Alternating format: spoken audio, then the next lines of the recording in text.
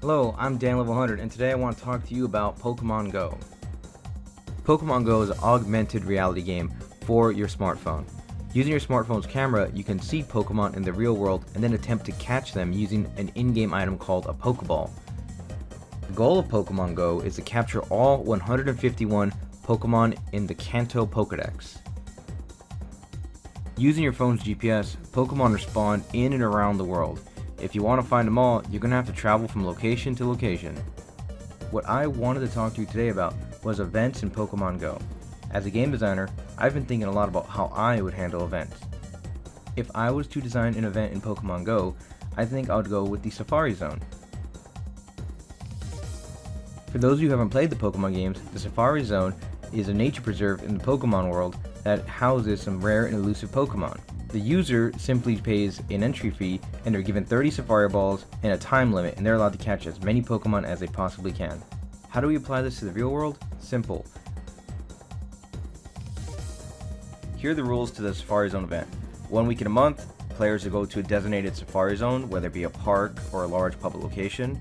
Players will have to activate their Safari Zone ticket. When the ticket's activated, it'll act as an incense, attracting Pokemon from the Safari Zone category towards them. They're given 30 Sapphire balls and 5 raspberries. During the event weekend, players can activate as many tickets as they like, but only one ticket can be active at a time. Visiting any Pokestop with a ticket active will give you a chance at getting more items and extra Sapphire balls. Tickets can be gifted to other players, and any unused Sapphire balls will be kept. Sapphire balls have the same catch rate as a regular Pokeball, but they have a higher catch rate when used on Safari Pokemon, in or outside of the event. And here's a list of all the Pokemon broken into categories of common, uncommon, and rare that are available at the Safari Zone. Keep in mind, this is all the Pokemon from Generation 1, i.e. Red, Blue, Yellow version.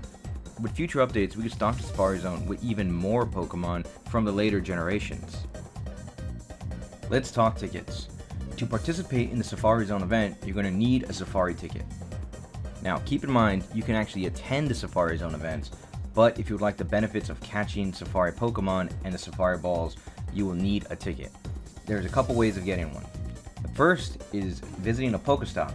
They will drop randomly and have the same chance as a 10-kilometer egg. So they're kind of rare, but not too rare. The average player should be able to get maybe 1 or 2, even 3 in a week if they visit Pokestops on a regular basis. The second way of getting the ticket is to simply purchase it in the store. Now, I've thought about how much should it cost, and I'm thinking a fair price would probably be about 200 Pokecoins, which would make it about $2. But if you think about it, that's a pretty good deal.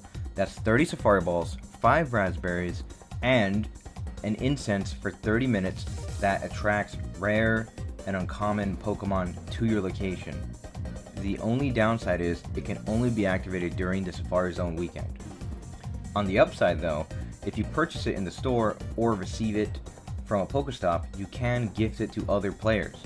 So you and a friend can go and attend the Safari Zone weekend together and catch Safari Pokemon. So you might be asking, Danny, what is a good place for a Safari Zone? And I'll tell you, about a year ago I visited the San Francisco Zoo, and it's a great location. It's a pretty enjoyable walk. You can see the whole place in probably about 2 hours, and it's full of landmarks and obviously animals and exhibits. All of these landmarks can easily be translated into Pokestops and gyms. And think about it, a zoo is a great spot for a Safari Zone. If you want to capture a Tauros, go to the African Savannah. If you're looking for a Pinsir or a Scyther, check out the Insect Zoo. If you want to catch a Kangaskhan, go to the Outback Trail. If you're looking for a Dratini, Pelican Beach is your best bet. Think about how easily that translates a zoo to a Pokemon Safari Zone. You might still be skeptical, saying, what if the San Francisco Zoo doesn't want all this attention? Well, let me tell you something.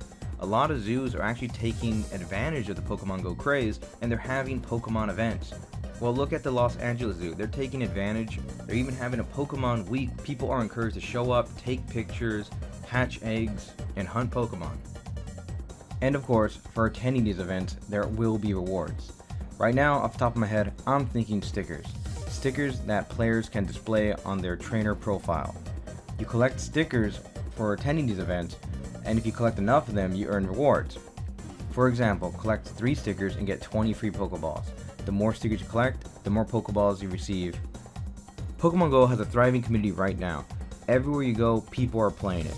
But how do we keep them playing it for months at a time or even years? And a monthly event is a great idea because that establishes a community where people can hang out, meet new friends, and have a good time.